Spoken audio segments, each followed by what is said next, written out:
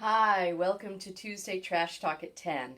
My name is Cheryl Baldwin, and I'm with the Connecticut Department of Energy and Environmental Protection, as well as I run the What's In, What's Out program for the Recycle CT Foundation. Today we're talking about Tanglers. And before I begin, I just wanted to remind you that I talk about a range of different issues around trash, recycling, composting, etc. And if you have a topic you want me to cover, put it in the comments section and I can add it in the future. So thank you. So today, Tanglers. It's sort of self-explanatory what Tanglers are, and perhaps it makes sense why they're not in our mixed recycling program. Specifically, I'm talking about the program where we have all of our mixed recyclables. You might call it single stream. They go in a bin or a cart at our curb, or maybe they go in a container at the transfer station. All the things are mixed together. So while we may mix all of our things together, the things that we're mixing is predominantly containers, right? We have aluminum cans, steel or tin cans, we have plastic bottles, glass jars, etc. Containers. And then we also have a lot of paper. We have cardboard, newsprint, magazines, junk mail, etc. All of that goes in, mixed together. Unfortunately, when we started the program where everything got mixed together, a lot of different industry folks said, I think we can make this work. They had the technology to pull everything apart and put all the commodities in, so you had the plastic and the metal and the glass, etc.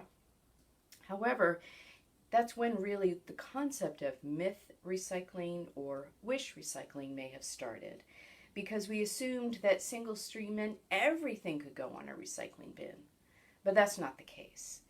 It's traditionally still containers and paper materials like cardboard and newsprint, etc. There's a lot of things that are not acceptable. We just think they are because if it says it's recyclable, we think it's acceptable. However, it's not.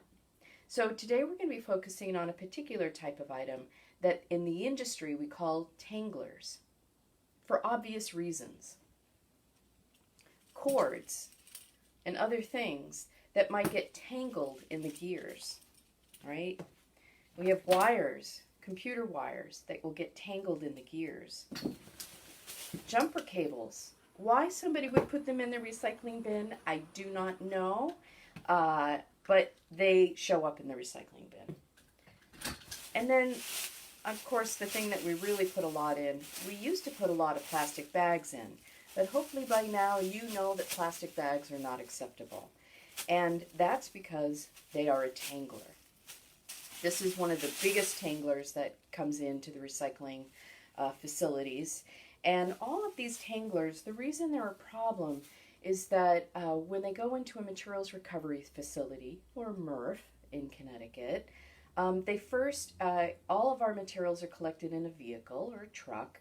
They are dumped on the floor, and then they're pushed towards a conveyor belt. And then up the conveyor belt they go, and the first thing that happens is they go to a line of people.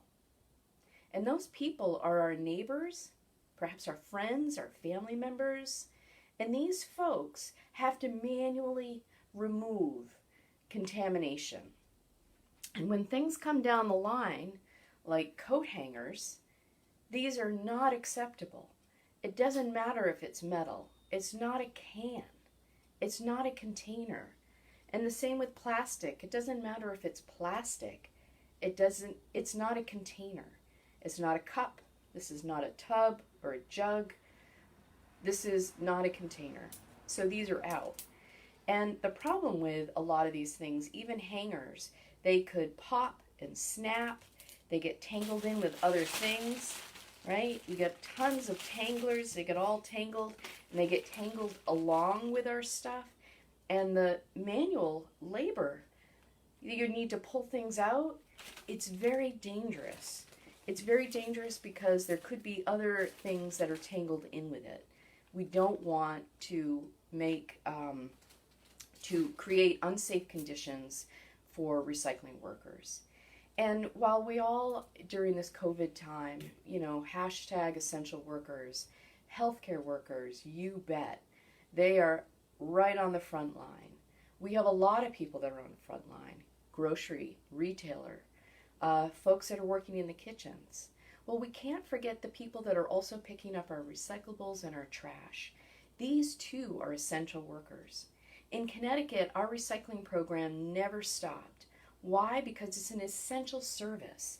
We recognize the resources and the commodities that we are collecting from our homes and less from our businesses, unfortunately, at this time.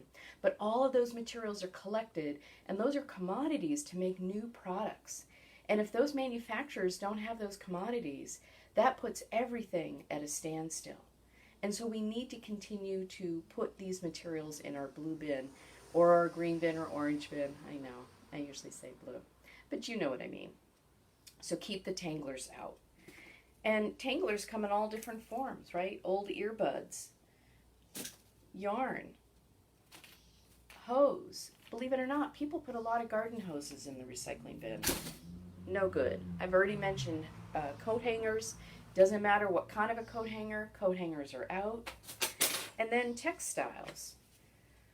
This brings a great example of, we know that textiles are reusable. We say recyclable, but most of them are reused in the clothing market again. And when they can't be reused as clothing, they, especially the cotton and polyester, are ripped up and created into fibers and or could be used as insulation, which is fantastic. Textiles has its own recycling program. They're collected separately. They are not part of the mixed recycling program. They're not part of the single stream program. And while you may not realize it, it too can become a tangler. And not only is it, of course, problems for the staff, but it causes problems in the machinery. All of this stuff can get jammed into the machinery, and then they have to stop the machinery. And then what happens? We put our neighbors, family, and friends at risk again, because those staff people have to jump into the machine and manually cut out all this crap we put in. So please stop putting in tanglers. A few more other things obvious, of course: bike locks. Believe it or not, backpacks sometimes go in. Don't put backpacks in. They're not a container and they're not a cardboard box. And even non-plastic bags. Handles are a real problem, including paper bags with cord handles. Those are all potential tanglers that can cause problems, again, to the staff at the facilities as well as the machinery. So this month, let's think about the essential workers that work in the industry of sustainable materials management and try to reduce the amount of contamination that we're putting in the recycling bin. Let's keep essential workers safe. Thank you.